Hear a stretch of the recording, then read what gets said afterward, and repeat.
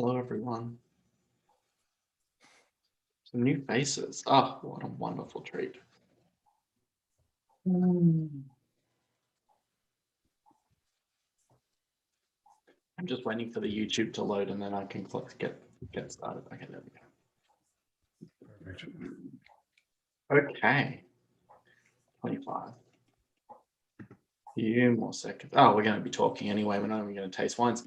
Hello, everyone. Welcome to Wine Coach at Home, Burgundy edition. Yeah, Yes. This is actually pretty exciting. Finally, it's here. I can get my big old school Riedells out. The old this is like the like a mark of passage for any like som baby to like buy the Burgundy glasses and treasure every wine you drink out of it. Hello, welcome. I'm excited to taste some fun wines with you all today. I hope everyone had a wonderful day. But as always, I never do it alone, unless I have done it alone. I don't think I have, but if I have, I apologize. Today, a returning guest, 2 weeks in a row, Scott. I'm very excited. Scott Zabath is here to help me taste through Burgundy. Scott, how are you today? I'm great, thank you. Great. It's going to be a real challenge to taste through Burgundy. So, someone had to do it, but I'm happy it's me. Yeah, that's very fair. As always, Rachel, Secret Som, soon to be not so Secret Som as of next week, but we'll get to that later, is in the chat, ready to answer questions, ready to engage, throw the shade, make things happen, spice things up when everyone starts getting quiet. So, but we're going to have some fun. Hello to new people. If you haven't met me before, I'm Nick. I'm the Summit Peter Pan. It's always like the most popular, like the popular ones that like newcomers come in because I don't know, they see on Instagram, they think Burgundy's, Burgundy sells tickets. I don't know why. It's a t-shirt right there. I've always said if I could figure out how to put champagne in these pouches, I will. That was all I would do. Champagne tastings every single day. I will just never stop selling tickets. But we're not talking about champagne, unfortunately. We are talking about Burgundy. Burgundy is for me, is such a hard region to talk about, not just from a personal level, but like communicating to people, wine lovers, people who are buying wine in the shop, how to approach it, how to navigate it. And I often feel like I'm always either being reductive or misrepresenting, and it's a very tricky subject because you really, for me, I'm also on a Burgundy journey of exploring Burgundies and what I like and what I like to drink, and I often feel like I'm just leading people astray when I give them hints and tips. Scott, in your many years of being a wine, no, I'm kidding. Being like a wine educator, like what has been your approach to like telling people about Burgundy? Is there any tips that you can give me? I think Burgundy is one of those regions that is a lifelong, you'll never know everything. So first of all, you just need to accept that it's constantly changing and there's so much history to try to remember everything that region can give you is a challenge, and then people have dedicated lifetimes to just really digging into Burgundy. So it is a challenge talking about Burgundy. It's a challenge to really understand what people want to get out of the region, and do they just want to have a great bottle? Yes, you can do that. Are they, Burgundy's one of those regions that if I said, hey Nick, let's celebrate, having me on this great show, thank you so much, I'm going to buy you a bottle of wine, you're kind of like, okay, cool, thanks. But if I said I'm going to buy you a bottle of Burgundy, all of a sudden I'm treating you like that is the kind of reputation that this region has. So it is a challenge to kind of to really dig in, and all I can really say is just step by step. It's really the best thing you can do is just start with really understanding the region as a whole, and then really starting to understand the villages. And we were talking a little bit about this before, that there is actually a lot of producers, and they're very small. So it gives you an opportunity to just kind of find something you like and then stick with it for a while before you decide to move on. Burgundy is the one it's consistently the one region I feel like I've made a huge mistake when I bought a bottle or bought a wine for the restaurant. Oh, Like no what do you other mean? region instills the fear of me when like someone comes in and says, "Oh, this was a bad vintage." I'm like, I don't understand what that means, and I feel terrible that Right. I've like failed as a som. And I guess this is a good part to a good introduction to say we all feel nervous about Burgundy, buying Burgundy, drinking it, recommending it. And that's when you have to take a step back and go, oh, this is only wine. Mm. This is only a bottle. You know, you'll drink it. Like if you've opened it and you think it's wrong, just drink it, enjoy it. Like you've got to take a step back and like relax a little bit with Burgundy and not like enjoy the hunt. But if it becomes stressful, like you got to like stop and like just, you know, fall in love again. Don't like push yourself to like learn something that's not.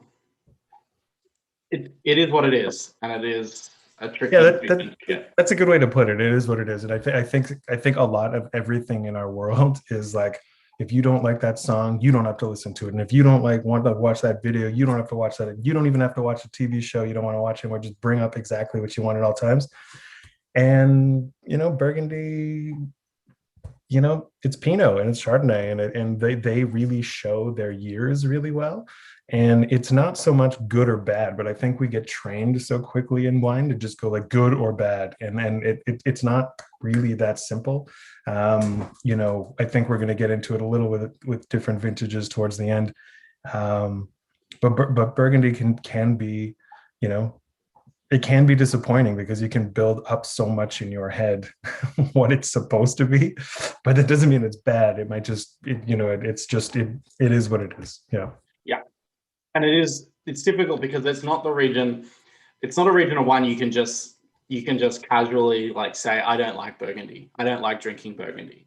It is for a wine professional, a region you kind of have to, like, you can never, like, you always have to love. Everyone has to love Burgundy. Everyone has to want to drink Burgundy. You're not allowed to not enjoy it or not have fun with it. You have to take it seriously. You have to. And tonight we're not doing that. We're here to give you some information, give you some like a brief overview, but like time and time again, I'm going to go back to it and like, don't take things so seriously.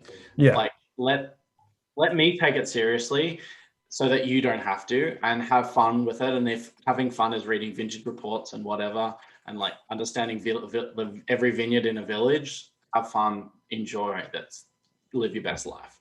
But if that shit scares you, then leave it to the professionals, which is me. But let's drink some wine, because God knows, Burgundy, there's nothing worse than talking about Burgundy and not drinking Burgundy at the same time. So let's do that. Wine number one. So the lineup I did today is that kind of like journey through, you know, Burgundy in a very entry level way, without sounding like kind of like talk down to you and be condescending. But it is just essentially really affordable ways to drink Burgundy that don't necessarily aren't going to break the bank, that you're not going to feel guilty about opening. But you'll also there is also like quality levels that you can kind of explore. So the first one we're drinking is Francois Mikulski Bourgogne Côte d'Or Pinot Noir 2018. People hate this label. Burgundy lovers hate this label with a passion. I've never seen so many people go, oh, the wine's so good, but this label is so horrible. It's like, nah, I love it. It speaks to me in this Comic Sans chalk on a wine bottle kind of vibe that they go for. But Mikulski is a relatively new Burgundy producer. I think the early 90s, he started making his wines. Clearly, 90s this is a very 90s kind of design aesthetic.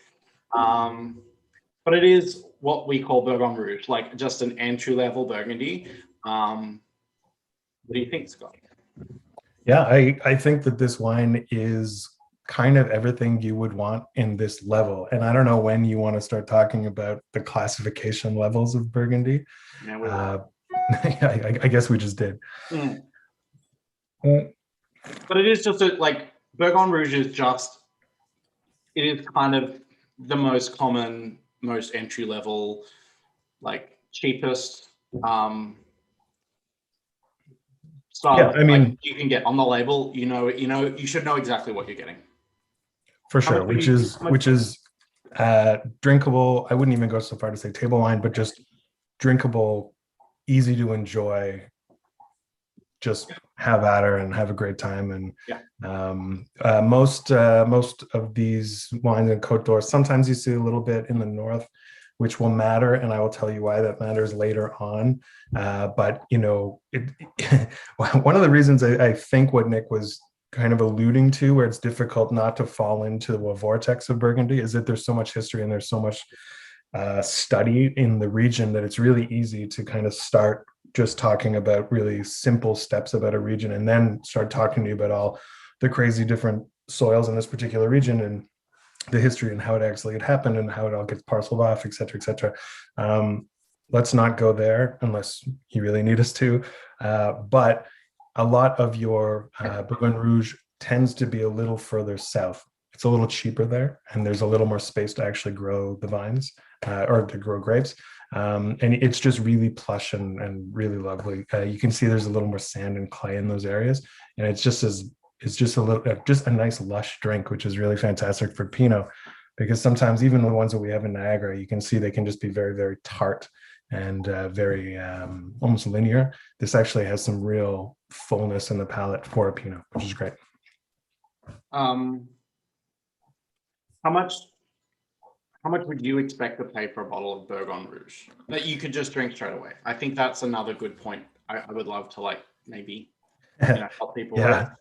Yeah, that's tough. But Burgundy tends to drift a little more expensive than some wines because there's not a lot of it.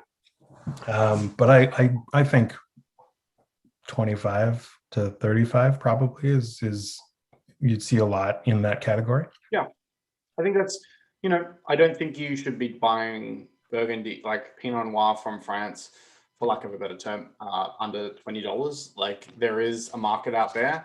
They're trying to capture that, but the Burgundy market and that entry level point, and that's fine.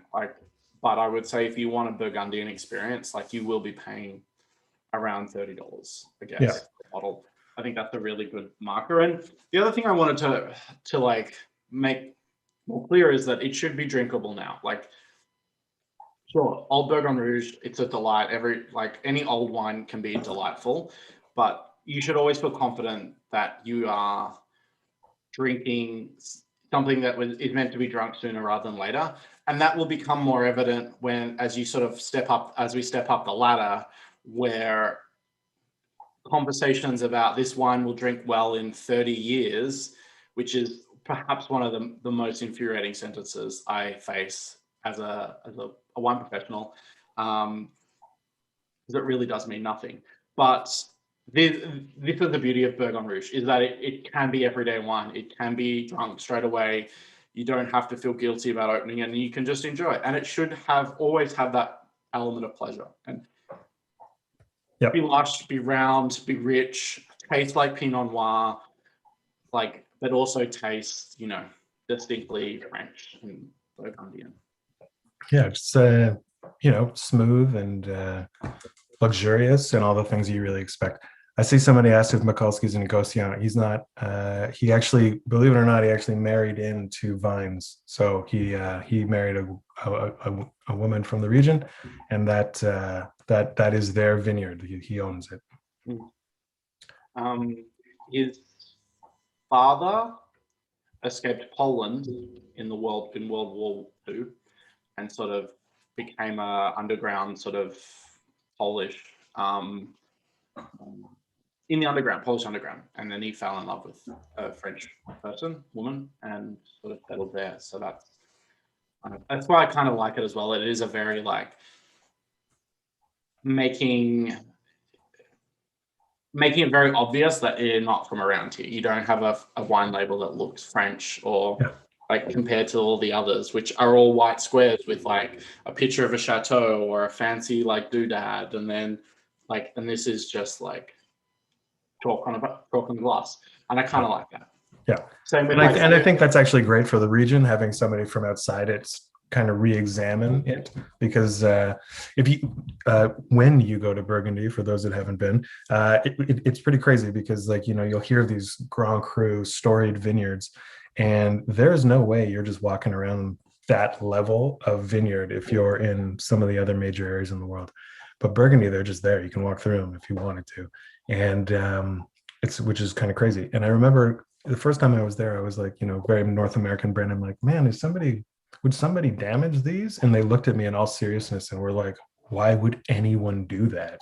And that just kind of shows me like the seriousness of that, the respect that they all have of the area, and but also just tradition. And where I'm going with this is that includes the label, believe it or not, because, you know, you've got some of these new winemakers that are coming up, and they're the new ones in the family. And what am I going to do? I'm going to add my name on the old crest, as opposed to, you know, what Mikulski's done, which is almost a complete about face, which is great. So yeah, I was talking to Marika Tajiri yesterday, and she was talking about how when she visited, like, while it may be one family that owns the wine or makes the wine, the whole village is connected to the wine industry. They might run the filtering business, or the cooperage, or print the labels, or like, you know, be the glass trader that does all the bottles. So it's like, as much as your name may not be on the label, your business, your, you know, your personal history to this land is still very much connected to the wine industry. You can't really escape it. Yeah. Just seeing a question, would you sell this wine? Pinot Noir ages quite well, but I would drink this particular wine between 1 and 3 years. I don't know where you're at, Nick, but that's yeah, why not? Yeah. I mean, it is 3 years. And this is, yeah, just sooner rather than later. This is current release. 2018 is kind of where we're finding most Burgundies coming out this year. Will be around, like, will be that vintage.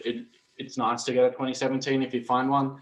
You know, it was a great vintage, but 2018, nice and hot, very plush, very rich, very delicious. This is the wine that I really, this is for me such a great representation of,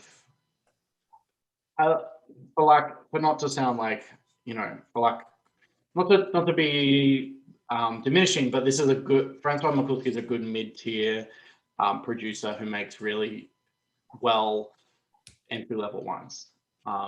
And I really appreciate that, because as someone who trying to introduce people to Burgundy, I want to give them the tools to like find it and find a really good price point, and like find a producer that they can rely on. And you can always rely on Mikulski for his Aligoté, his Chardonnay, his Pinot Noir, his Cremant. These are all really entry-level wines, probably, you know, around mid to high 30s. And super delicious, reliable, just stand out year and year again, time and time again. Yum. Oh, that was exciting. This one we're going to move on to wine number 2 now. I'm really excited for this one because it is such a strange wine in Burgundy. You don't see this very often, but it is a very classic Burgundian style. So this is Bourgogne Pas du Grand, which we sometimes in the biz call PTG. It is a blend of Pinot Noir and Gamay that has been co-fermented and made into this kind of, again, rustic entry-level kind of style of wine. The producer here is Marquis d'Angeville, considered one of like the top tier producers in the region, but he has this kind of Guillaume, I think his name is. He has this like love affair of this wine, like the Pas du Grand, and he's someone who's really tried to like continue to make it, even though it's not necessarily business savvy as making something else, to a point where he's even expanded it. But from what I was reading, there's like 75, 80 producers who make Pas du Grand, continue to make Pas du Grand, which is a very small amount. Yeah. Well, there's not a lot of Gamay in that area, right? Or at least not necessarily for pasture grain. So, this was traditionally made, after harvest, and you just make something real nice and easy, field blend style, and just crush it. They've made this style of wine for hundreds of years. But you're right, Guillaume. He loves this, and he actually has planted more Gamay. What kind of happens in the like pasture grain, and it starts having disappearing numbers because uh, it's just like you can make more money with Pinot, and there's really not a lot of vineyard space in Burgundy. So it's kind of like, why would you not have more Pinot to sell at a higher price? But nonetheless, he has about 32 acres, and he loves this. So, and I do too. It is I really do too. so I thought nice. this would be funky and like not drink well. D'Angeville is one of those winemakers that like people say this is where we get into this is 5-10 years territory. Drink this in 5 years. This is at its peak. Or the Berg heads that you inevitably hang around with, who they see you opening this and they feign shock. Oh, what are you doing? It's too young. And they're like, but give me a glass. Yeah, I hate that hypocrisy. But this can be made everywhere. And this is kind of, I wanted to showcase like there are different. There's obviously Bourgogne Rouge, Bourgogne Blanc, Chardonnay, Pinot Noir, but there is also a little subcategory of like other general regional appellation Burgundies that you can explore. The one we have in front of you is the Pasture Grand, but there's also Bourgogne Aligote, which is another really cool area of exploration. Aligote is a white grape, very different from Chardonnay, but is allowed to be grown and made in Burgundy. Yep. There's also Cremant de Bourgogne, which is the champagne style of champagne style sparkling wine that they can make in Burgundy, which is really great. Mikulski makes a really great one. I think we sell it for $45. It's so delicious. And then the other one I wanted to talk about was the Coteau Bourguignon, which is a really even wider appellation that's like not considered it's not really spoken about in sort of polite circles, but in the natural wine world, like natural wine is also coming into Burgundy, and this label, I can put in the chat as well, definitely represents a way for natural winemakers, low intervention winemakers, to make and play around with wines from this region, because you don't often see that. You don't see natural wine. This is a really hard territory for a natural winemaker to sort of, or low intervention winemaker to sort of, get into. Yeah. So expensive. Yeah. It's always funny when you see it. I Jadot had their Coteau Bourguignon that they released, and they were trying to figure out how exactly they were going to sell to American customers. So they actually called it Burgundy Hills. I'm not even kidding you. And then for that first year that it got launched, it was the best-selling French wine in that category. Burgundy Hills. It sounds like a TV show. I mean, the Real Housewives of Burgundy Hills. I'm not mad at that. No. I mean, I would actually watch that. No, they can drink Coteau Bourguignon. Yeah, I would actually watch that. Watching them throw Chardonnay on each other's faces. So yeah, this is the other kind of little like where you can explore Burgundy. Again, Cremant, Aligote, Coteau, Bourguignon, Cremant tends to be at a lower price point. And all different styles. Obviously, Pasture Grand has this kind of like, can bring out the best of Pinot Noir and Gamay. It gives a little more richness and fruitiness to the Pinot Noir, but it still stays really grounded and really like earthy and delicious. Yeah. Really Yeah. I don't know many other Pasture Grand producers. I can't think of any, but you see it around PGG. Yeah, I think that, I mean, they're in small amounts, and you just don't see a lot of them. That's just yeah, it's good stuff though. Okay. The other thing about D'Angeville, I'll bring it up again.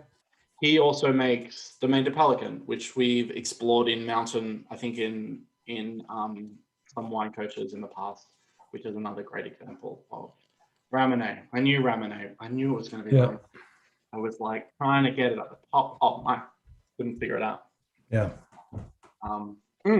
This is fun. Again, I like how drinkable it is. I like how I can just open it and I'm like, oh, this is Burgundy, but just so yum, yum, yum, yum. Yeah, it's really luxurious, right? It's just so easy to love. Like there's not a lot not to like about this wine. And it doesn't taste like Pinot Noir. It doesn't taste like Gamay. It has its own character. It isn't, regardless of its like rustic kind of simple origins, this has developed into a really valid expression of Burgundy. Yeah. And it is just important as Grand Cru in explaining the history of Burgundy, I think. And if this is what you can afford, then do it. And that's kind of what we'll always get back to is affordability, because again, Burgundy, it commands some of the most expensive prices. And I don't know how much everyone earns or what people can afford. I know for myself, I can't afford $500 bottles of wine for every Wednesday night or at a restaurant. But, so this is where how I navigate Burgundy. At the end of the day, it always kind of comes down to price. And it's such a bad way to talk about wine. But in Burgundy, you can't avoid it. It's really, really hard. Yeah. My day off tomorrow, so I'm allowed to try Burgundy. Oh, I can do the ABVs. Let's go to wine number 3. Oh, we're plowing through it today. I don't really have a lot to talk about Burgundy. This is fun. This was one, and this is, I'm putting in the chat. This is one of these times, Arlo, Domaine Arlo, Burgundy, Ronceville. There we go. Good work. This is technically like Burgon level, but they can append a village name to it. This is one of these funny moments where you look up a wine and you kind of learn a really weird part of history as to what this wine is and what it's talking about, because it's not. This is like, apparently this is a region within Gevrey-Chambertin, and then it was cut off. It was cut in half. Half of it remained in Gevrey-Chambertin and can be called Gevrey-Chambertin, which is a really important village when we talk about Burgundy. And then the other half was just sort of removed from the village name and is now called Ronceville. So it's one of these weird quirks in history, political kind of machinations that occur when the politicians and governments get involved with wine. But this is the first time I've had it, so I'm really excited to. What do you think, Scott? I've not had this before, but I like it. Actually, so this is kind of what I had hinted at earlier. So if you really take a little bit of this and swish it around, and then maybe even go back to that first wine, the second wine not so much because Pastagrena is its own beast, but you really start understanding the structure that different areas of Burgundy will give you. And that's what is can be infinitely fun if you care about that kind of thing for Burgundy. This is a little further north from where wine number 1 would be. And so like Nick said, in Gevrey-Chambertin, it is, I think it's, I haven't had this before, but you really can get a little more of the power and the structure. And it's kind of interesting to me. I find that the texture of Burgundy really tells you a lot about the wine and where essentially it's from. For me, this is almost as if you could imagine structure being like shoelaces or something. This is just like tightened up a little. It's a little more structure like in the palate, and there's a little more force to the wine itself. And that is what you get from Côte de Nuit versus Côte de Beaune. This is where I pulled out my trusty Burgundy research book. called The Country Wines of Burgundy and Beaujolais by some Patrick Delaforce. This was written in 1987, and it is the weirdest, most delightful book on Burgundy you'll ever read in your life. It is very clear in its that Beaujolais isn't considered like, it's like the country wine. So it's not, they don't talk about like the fancy wines. They don't go into detail about Grand Crus. They go into detail about like, the common people's wines. And it's a very interesting read. I'll maybe when the wine shop is up and running, I'll keep it in the back shelf if you're ever able to sit down and read with a glass of wine. You should absolutely read this book. I bought this in a secondhand bookshop in Australia, and it is the most delightful read. It's like, what does, I guess, this strange person, write about the 70s and the 80s about Burgundy, that none of this information is relevant anymore. It's all incorrect. But it has like, this is the phone number you call to this wine shop in Bone, and they'll send you this wine. I'm like, that's not how that works anymore. Never. I like your point, to go back to the wine, is that you do get like an increase in like the layers in this wine. That it does have this dark fruit, it has this spice, this earth, and you can kind of feel those layers building up. They're still evident in the first wine, but they were much thinner and much simpler to understand. Here, they're getting textured, and they're getting like, this is the reason why people love Burgundy, is that you're getting this like really intense experience that comes at you from all different angles. And it is worth exploring these wines like slowly, and like letting them evolve in the glass, letting these wines kind of open up and change as time progresses, and sort of enjoying it that way. This isn't like, while it is nice with food, like any wine is delicious with food, I would much prefer to have this in a glass by itself, to just kind of like evolve and open up and kind of just enjoy it like you would enjoy a movie. It has its ups and downs, its tensions, its Yeah. deliciousness. I'm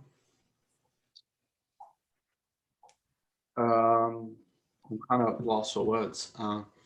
Yeah. This is kind of delicious. I want to kind of drink this all the time. Yeah. Yeah, we'll have a pause and we can just drink it, and then we'll... Yeah. No. We got to keep talking. This is where we start talking. I mean, this is 2018,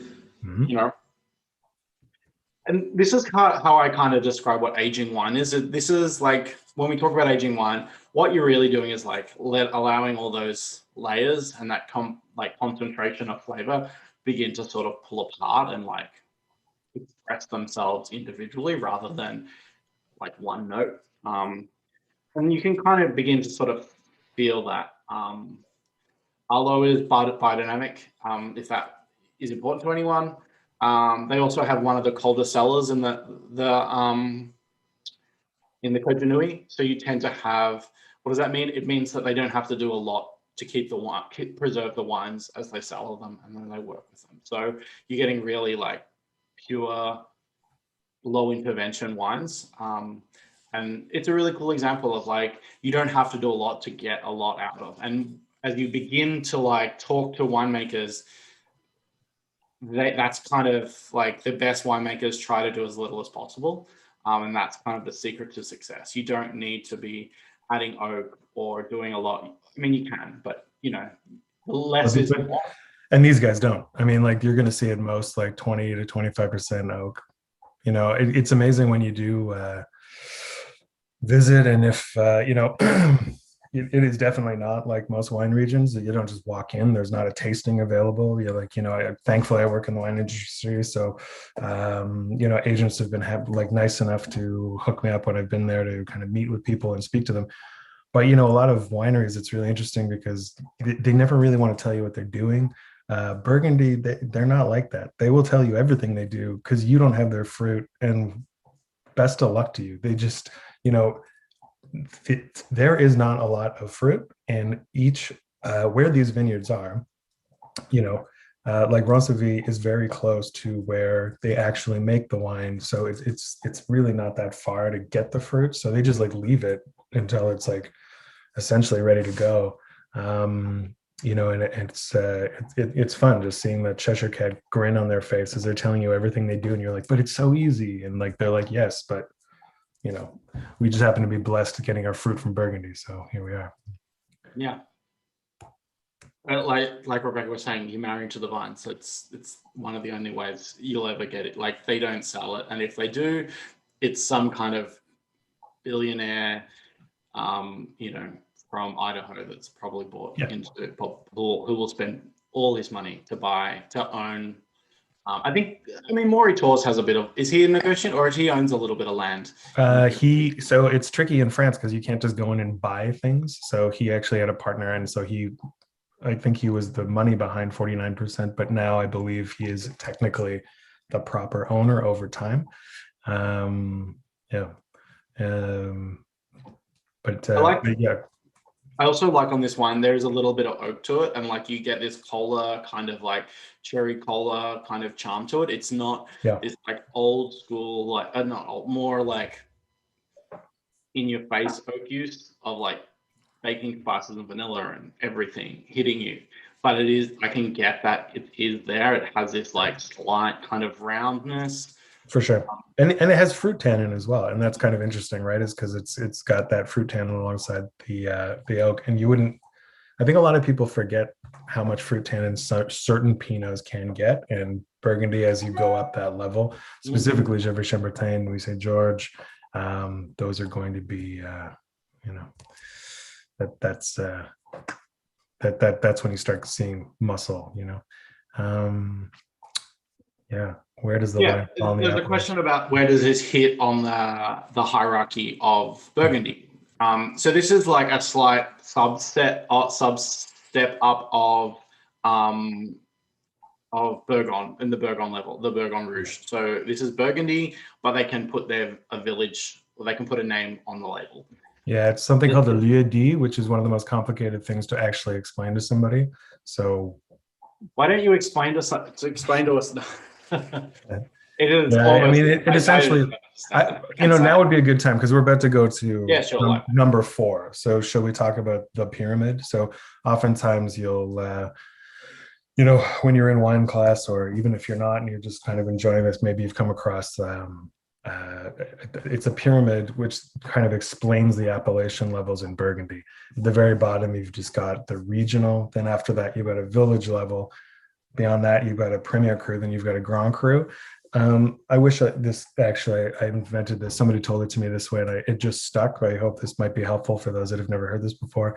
But, village would essentially be the equivalent of just like calling it Toronto wine. And it just means that any wine can come from Toronto. There it is right there. So you've got your regional. After that, you've got a village. That could be like Queen West or Leslieville or whichever. In this particular case, that village level, we actually are in Gevrey-Chambertin, but they no longer call it the village. So that is the regional Bourgogne, but almost a little half step up because it has a lieu-dit, which means it has a little more character to it than other Bourgogne. Within the villages, there's Premier Cru and Grand Cru. Premier Cru are essentially a vineyard with special qualities, and Grand Cru are like the best vineyards with special qualities. But I think, again, it's really tough sometimes to talk about this because it feels like they're telling you something is the best, and that is actually not the case. Grand Cru just has the potential to be the best and always will. And this is over years and years and years of observation and notes. We don't have to get into the thousands of years of history and monks and all that stuff. It's a really amazing read if you need to at some point. But Premier Cru, you might like a Premier Cru better than a Grand Cru, but in theory, Grand Crus will have the potential for the highest quality.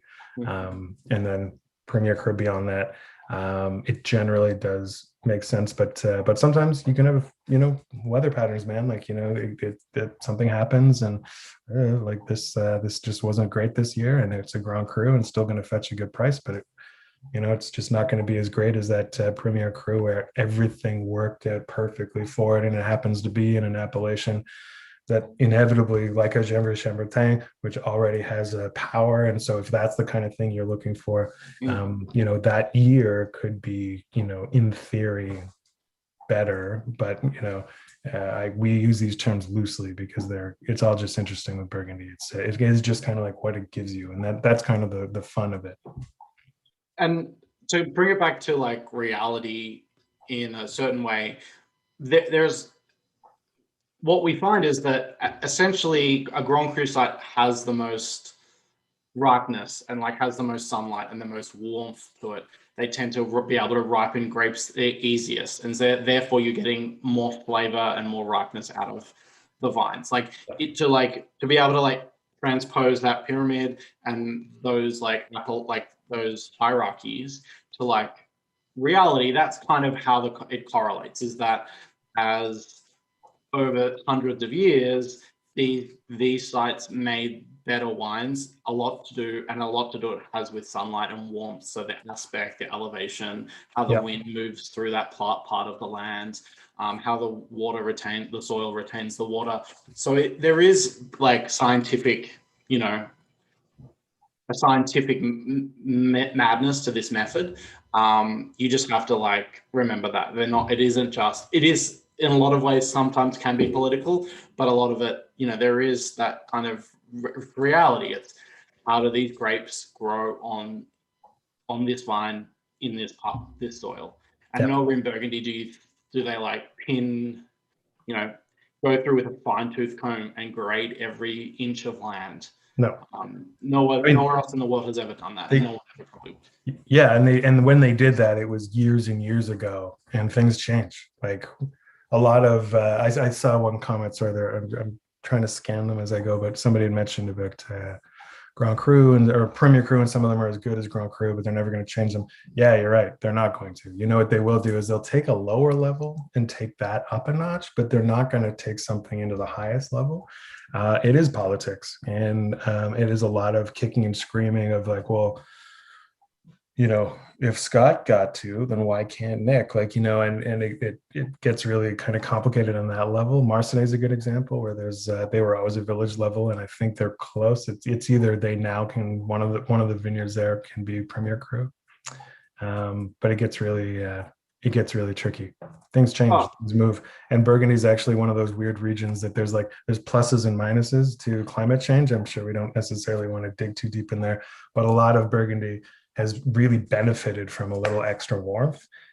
But now the winter times are so volatile that like the frost events are almost like every year, like, you know, where you're just losing fruit all over the place, and there's no extra fruit. They can't bring in fruit from elsewhere. So this all works itself into the price of the bottle, and you're not going to get like $10 Burgundy. That's not a thing, you know. No. And it is what it is. Again, is what it is. Yeah. There's nothing worse than an adage about Burgundy or a turn of phrase about Burgundy. Nothing is more inconsequential to it. Yeah. It's you know, it's accurate though. It is what it is. You know, if you're pretty chill about wine, Burgundy. You know, it is what it is. The Pasteur Grand isn't on sale. He makes 600, I think he said 600 bottles of this. We got 4 of them. No, he made like 6,000 bottles of this. It's a very small one. I got given 5 bottles. Yeah, I think it's like there's not a lot. Yeah. He generally makes about 100 cases. So I think it was like 600 or something like that. Cases.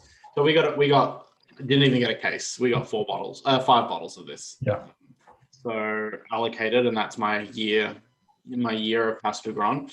And I think, it was $90.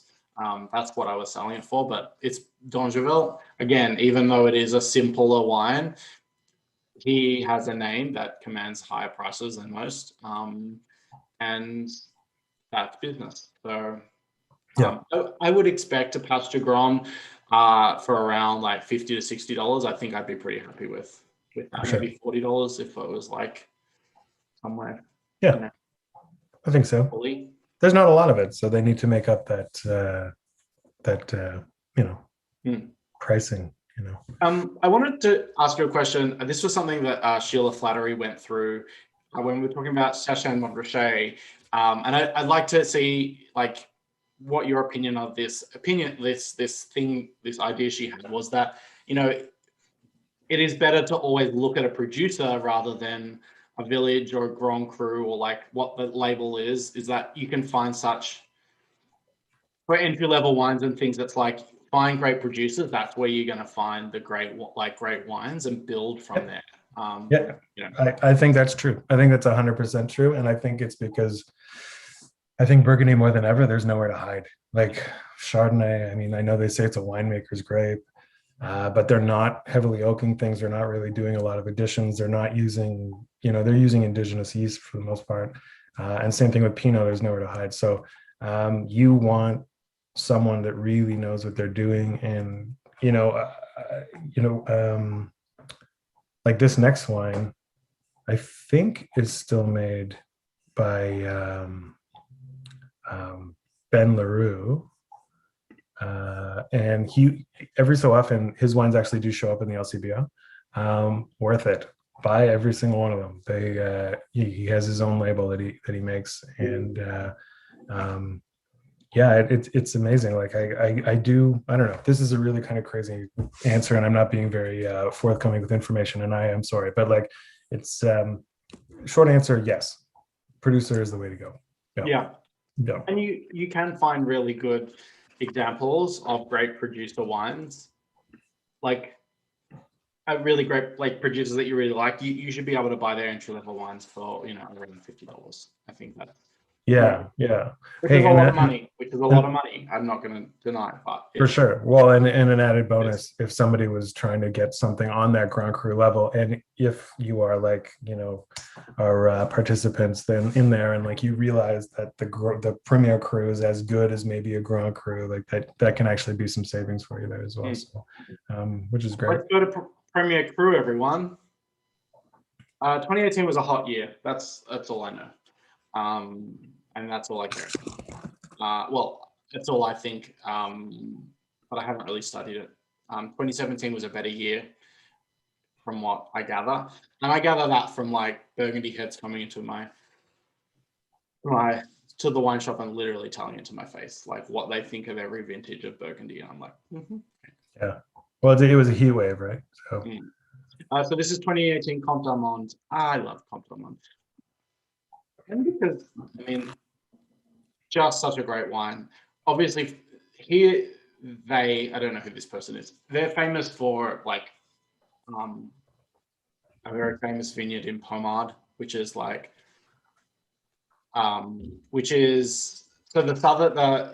when we talk about Burgundy, you split it in half essentially. You got down south, kind of the place where Chardonnay grows, and more famous for Chardonnay. The north is more famous for Pinot Noir. I think I'm correct. I'm saying this. But in the south, there are two like very important villages for red wine, Pommard, Volnay. They are both, and this is where Comte d'Armand is kind of at Pommard. He kind of lives in Pommard, and like that's where his base of operations and base of his winemaking is. And this is a really cool wine from Alpes d'Huez. I had to look that up on the internet to have someone pronounce that for me because I was like, yeah, X's in Burgundy are double S's. Yeah. So when you see that, it gets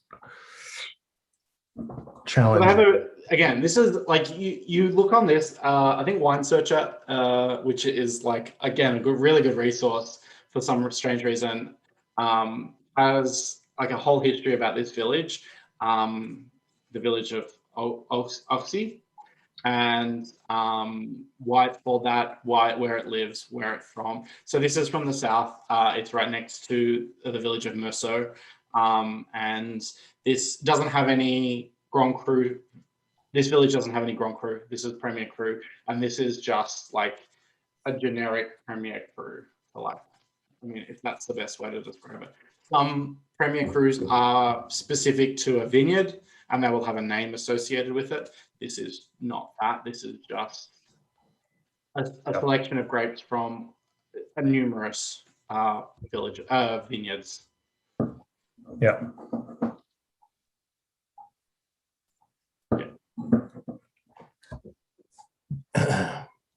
Yeah, this is pretty intense. Yeah, somebody mentioned perfume, and that is perfect. That is exactly what Volnay is known for. I love Volnay. Volnay is immensely pleasurable, and Océan really close to Volnay. It does the exact same thing. You know, this guy is known for that. Actually, I think you nailed it. Like you mentioned the Pommard, the Clos de Epinot, I think is his famous one. But yeah, they're just so I forgot how good this wine was. Yeah, it's really elegant and just enough grip. Now, what I still think is interesting is if you go back to the third one, I think the third one actually has a little more power. But this fourth one actually just has this real complete elegance to it. It's really fascinating.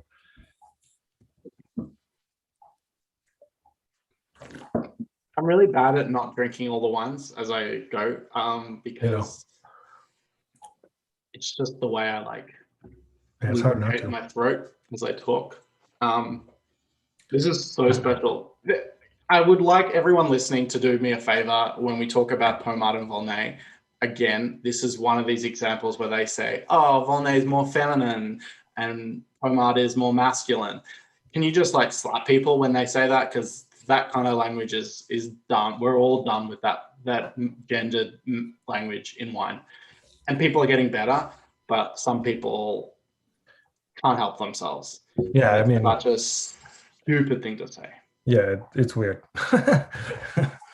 But what they're trying to say is that Volnay can be a little bit more perfumed, a little bit more aromatic, and Pommard can be a little bit more structured and a bit more your shoulders. Yeah. More powerful, like more intensity and concentration.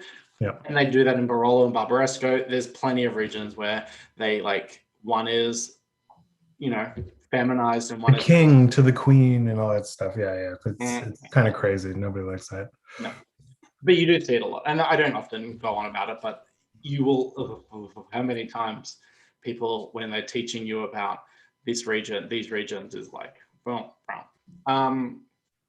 Okay, Premier Cru. Do you think this is a good example of a Premier Cru? What do you want in a glass when you have Premier Cru? Premier Cru, it's almost like the complete package of the wine. The balance is just a little heightened. It's just is almost this just step up in quality, and it's subtle. Like you've chosen some really great wines here, but this one I think you can tell is just like, oh, like okay, I get it. Like this is just a little nicer. Like it's a little prettier, it's a little more elegant, it's a little more like it just is a little more, with the exception of body, like just I just think that the elegance and the perfume and everything is just so lovely in this. This is so delightful. And again, more layers. The layers are a little bit more denser and concentrated. Like it lingers. Like the English are really good at equating length to quality. So like how long the flavor lingers on your mouth, right. As to like it is of higher quality. I don't understand. I feel like that's such a can be such a subjective thing. I haven't really read any science on it as to like what actually that physically talked about. So I don't try not to like talk about length too much, but you do get, it does stay on your palate. You can continue to taste this wine. And I can see why people like to equate length to quality, because this is delicious. Yeah, absolutely. Again, like,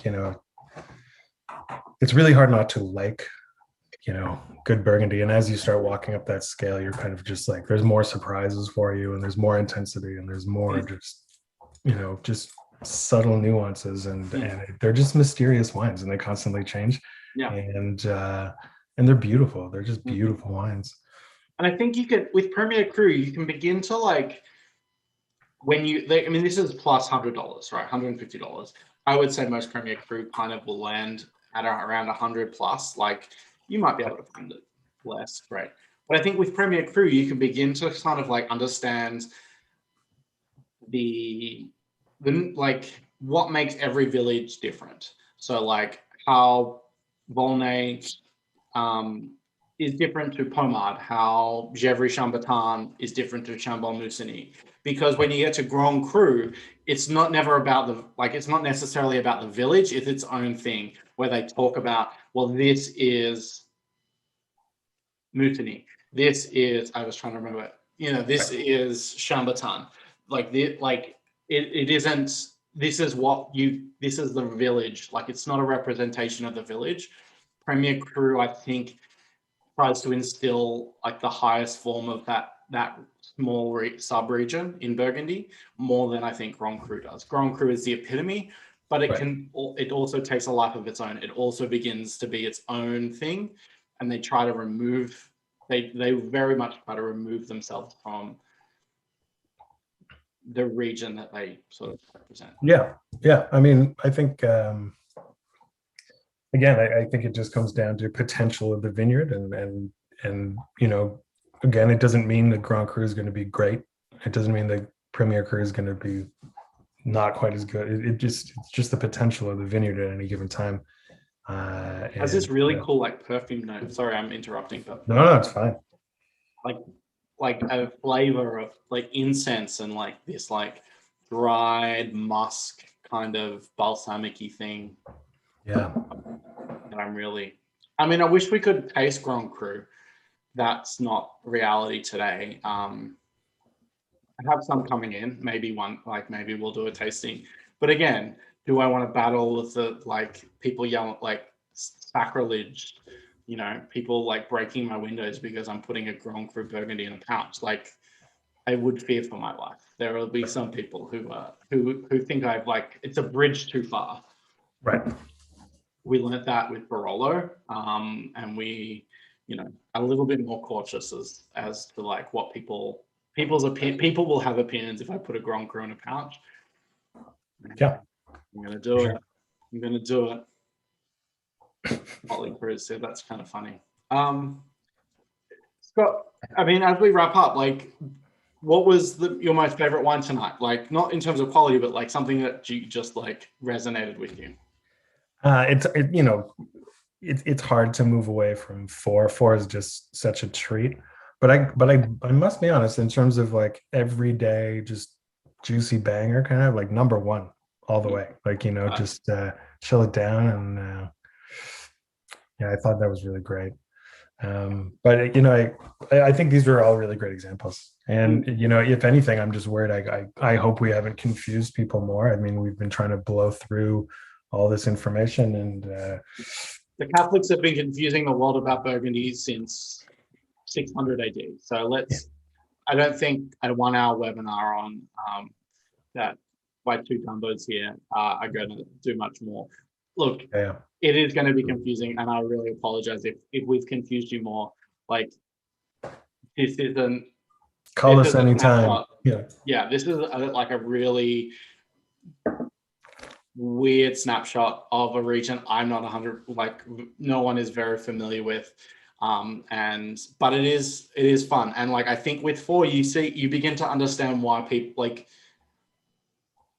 four kind of tells you why this region is special and why people like get excited for it, because this wine is so delicious and amazing, and there's nothing else that can kind of taste like it.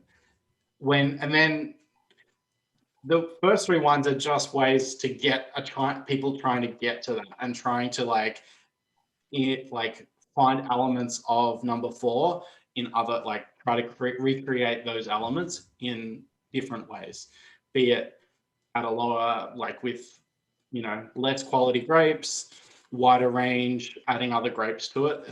They're all trying to get towards this goal. Again, when I talk about obviously there's always Grand Cru, but it is such a rare beast to taste Grand Cru Burgundy. Like I've done it once in my life. You know, it's almost more useful to remove it from out of the equation because there's more Burgundy. Like I would say there's probably less Grand Cru Burgundy drunk than there is stored in a cellar as a commodity that is auctioned around through the world. That's unfortunately true. Nobody drinks it because no one wants to, and no one will pull it from their cellar because they've spent. It's worth more being resold. It's just this horrible quirk. And at the end of the day, these winemakers, they want their wines to be drunk. That's why they do it. Like they're making wines to people to drink. And when parts of the wine industry don't value the drinking of wine, that's where I start getting really mad, because at the end of the day, this is what these people work really hard to do. And if you can't honor that by drinking it or opening the bottle, then, you know, I don't know. Yeah. I mean, I have nothing else to say about that. But, you know, you will see it more often than not. You will see they just lives in a cellar. You buy it, you sell it on. You buy it, you sell it on. Yeah. It's that's the frustration, and it gets frustrating in the price, because then that can drive prices up, which are already ridiculous. And but again, there is no more wine, right? Like, you know, there's one of the biggest producers is Jadot, and like Jadot owns, like, I know they get grapes from other, but they own like 250 hectares. Like that's not a lot. Like when you actually look at the big producer in the region, and they really don't have a lot of space. So yeah, that's the frustration with trying to get it to enjoy. But you know, there was one point I wanted to make, and it's lost on me. Doesn't matter. Scott, thank you for your time. I really appreciate it. My pleasure. You're actually a very good person. Like, you're the perfect person to have on here, because you're actually very experienced in talking to people about Burgundy, and giving structure to these conversations, because as always, you can just like ramble off. Like you start rambling about the history and this weird quirk of this vineyard and this producer and how they do it and how they don't do it. Yeah. And it can, I think, to the uninitiated, it just confuses everyone, you know. And I was talking to Scott before we started, and like the message I always want is like, Burgundy is an enjoyable wine, and like don't let it get you down, don't let it stress you out. And like, we're all guilty, everyone here, every wine professional you've ever met, on every wine coach is guilty of opening a Burgundy too soon, because they were in the moment and they were excited, and there were some really great people around the table and they wanted to share that wine with them. So like we all that's the part of what our passion is, the fun part of our passion. So don't like get guilt ridden, don't get stressed out about opening a Burgundy. Like, find the right moment, you'll enjoy it no matter what. And like, if anything, you'll learn, hey, you know, this wine would be good in 5 years, or you'll go, this needs a little longer. You know, I always try to buy 2 bottles of everything. I can open one straight away, and I can kind of understand where I can drink it further in the future. But like, just have fun with it. Like, it's so easy to get to Burgundy. Yeah. How quickly Burgundy goes from fun to not fun, and not a single drop has been drunk. It's just this weird, horrible, fun, exciting, passionate, beautiful region. And we all hate it, but we all love it. And we all hate selling it, and we love selling it. It's just this terrible, terrible beast. Thank you very much, Scott. Next Thanks, week, everyone. Bordeaux. Yes. Bordeaux. I thought I do the one region no one wants to touch. Yeah, Bordeaux. And Bordeaux's amazing. Yeah, Rachel is coming on screen. Rachel's going to be my official on-screen co-host. I don't know who's going to manage the chat, but it's going to be super fun. There's only 9 tickets left. We've got some great third and we've got some great the great third and fourth growths, we've got 2 second labels from some second growths, some old vintages. This is I think a really nice snapshot and nice, who knows? I've never not tasted these wines. I haven't tasted a Bordeaux in years to like intellectualize it. So I'm just gonna be like along for the ride. Rachel is gonna be nerding out, talking us about the history of these chateaus. It's gonna be super fun. But you'll have to tune in, Scott. You know, Well, sign up, buy a ticket. sounds We'll fun. get some Bordeaux. Perfect. But everyone, have a lovely evening. Thank you very much. I hope everyone enjoyed the wines. I mean, I don't imagine how you couldn't. I think these wines showed really well. And if it's ever a testament to the pouches, if a pouch can make Burgundy taste delicious, then it can kind of do everything. So let's hooray for pouches. And I will see everyone next week for Bordeaux. Scott, I will see you soon, hopefully in person after it's been like almost. Yeah, I hope to see you guys soon. It's crazy. And again, also thank you for last week. It was a lot of fun. That was great. That was your first wine coach. And then tonight he came on and said, so how does the real wine coach work? I was like, oh yeah, I forgot that was, last week was a chaotic mess of crazy. That's fine. And you got the wine. You're the only one who picked the wine. Louis Maffini. I was really impressed. Anyway, everyone have a lovely night. Rachel, thank you very much. Everyone, thank you. I love watching it. Yeah, no cheese corner. I mean, that's there. I'm just going to eat it now because it's 8:08. I got things to do. I've got Real Housewives of Burgundy Hills to watch. So I'll talk to everyone next week.